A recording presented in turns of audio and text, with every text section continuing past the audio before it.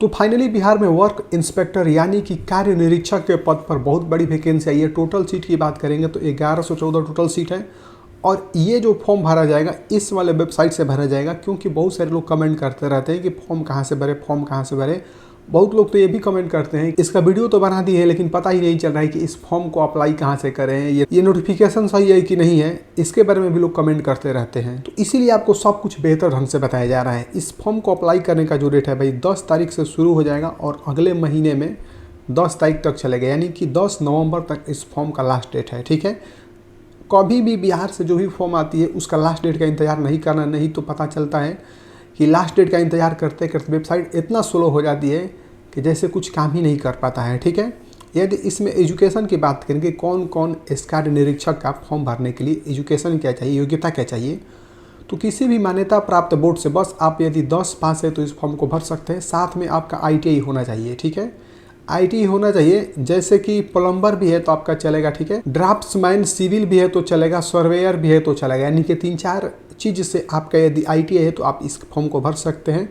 लेकिन रही बात यदि किस कैटेगरी को कितना सीट मिलता है, क्योंकि पूरे बिहार को नहीं बल्कि पूरे वर्ल्ड को बांट दिया गया है जाति के हिसाब से, तो उसके हिसाब से यदि बात करेंगे तो जो लोग आरक्षित से है पुरुष के लिए 444 है, महिला के लिए 156 है।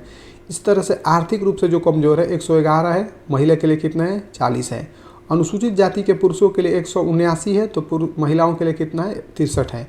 इसी तरह से अनुसूचित जाति के पुरुषों के लिए 13 है तो महिलाओं के लिए 3 है। अनुसूचित अत्यंत पिछड़ा वर्ग के लिए 200 है तो महिलाओं के लिए 70 है। पिछड़ा वर्ग के लिए भाई कितना 133 है तो महिलाओं के लिए 47 है। इसी तरीके से पिछड़ा वर्ग की महिलाओं के लिए कितना मिलता है 34 सीट मिलता है। ठीक है, यहाँ पर टोटल बात करेंगे तो 379 महिलाओं के लिए रिजर्व कोटा से मिलता है, जिसमें 35% आरक्षण शामिल है महिलाओं के लिए। और ये आरक्षण उन महिलाओं के लिए शामिल है जिनका निवास स्थान बिहार में है। एज की बात करेंगे तो एज कम से कम 18 बरस से लेकर आरक्षित के लिए 37 बरस होना चाहिए और अनारक्षित महिला के लिए 40 बरस। जो लोग पिछड़ा वर्ग या अत्यंत पिछड़ा वर्ग से आते हैं, चाहे पुरुष हो चाहे महिला हो, कितना चाहिए 40 बरस। और अनुसूचित जाति और जनजाति के लिए भाई याद रखिए कितना चाहिए 42 बरस। जो लोग दिव्यांग हैं उनके लिए 10 बरस का छूट मिल रहा है, तो अपने छूट का फायदा उठाना है। सर्टिफिकेट नहीं है तो बनवा लीजिएगा। अब बात करेंगे और सारे डॉक्यूमेंट का, तो अनुसूचित जाति और जो जनजाति के लोग हैं उनको जाति निवास मतलब अपना जाति और निवास अपना जो भी है डॉक्यूमेंट इसमें लगाना पड़ेगा। इसी तरह से पिछड़ा वर्ग या अत्यंत पिछड़ा वर्ग के जो भी कैंडिडेट है उनको क्रीमी लेयर प्रमाण पत्र और अस्थायी और मूल निवास यानी डोमिसाइल के साथ में आपको लगाना पड़ेगा। ठीक है,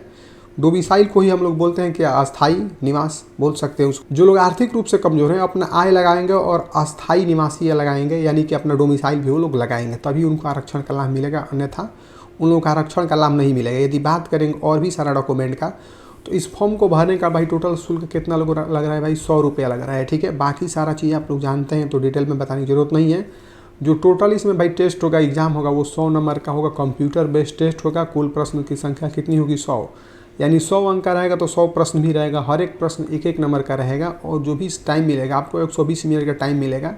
कुल प्रश्नों की संख्या पहले ही बता चुके हैं 100 होगा। जिस डिपार्टमेंट में मतलब जो भी आपके पास डॉक्यूमेंट है, ठीक है, जैसे कि ITI का, तो उससे मैट्रिक लेवल का क्वेश्चन पूछा जाएगा। ठीक है, यहाँ पर देख सकते हैं कि 20 प्रश्न इस विभाग से, 20 प्रश्न इस विभाग से और 20 प्रश्न इस विभाग से पूछा जाएगा। ठीक है, यानी कि जो भी आपके पास है उसका क्वेश्चन आपको रेडी करके आंसर रेडी करके याद कर लेना है, तभी जाकर आपका काम बनने वाला है। क्योंकि इसमें निगेटिव मार्किंग भी है भाई, एक क्वेश्चन पर आपका निगेटिव मार्किंग भी होने वाला है, अभी हम नीचे आपको बताने वाले हैं। ठीक है, देखिए यहाँ पर आ गया कि परीक्षा में गलत उत्तर के लिए निगेटिव मार्किंग है, तो इसीलिए आपको बेहतरीन ढंग से तैयारी करके जाना है। एक सही उत्तर के लिए 1 नंबर तो दिया जाएगा, लेकिन यदि आपका प्रश्न गलत होता है तो 0.25 नंबर आपका काट लिया जाएगा। ठीक है, तो इसीलिए और इसमें नॉर्मलाइजेशन की प्रक्रिया भी अपनाई जाएगी। अब बात कर लेते हैं वो इंपॉर्टेंट चीज़ कि इस फॉर्म को भरने के लिए डॉक्यूमेंट क्या क्या चाहिए भाई।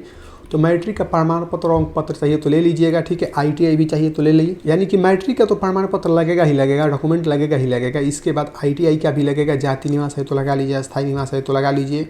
यदि नहीं है तो भाई छूट नहीं मिलेगा। जैसा कि आप लोग जानते हैं जो लोग बिहार के स्वतंत्रता सेनानी के पोता पोती दादा मतलब थे, तो आप लोग उसका डॉक्यूमेंट लगा लीजिए। जो लोग दिव्यांग है दिव्यांगता का लगा लीजिए। लगभग हम सारी जानकारी आपको बता चुके हैं। किसी भी स्टूडेंट कोई दिक्कत होती है तो कमेंट किया करिए, क्योंकि कमेंट का रिप्लाई जरूर देते हैं और जल्दी भी देते हैं। और वीडियो को लाइक नहीं किए हैं तो वीडियो को लाइक करके चैनल को सब्सक्राइब कर लीजिए।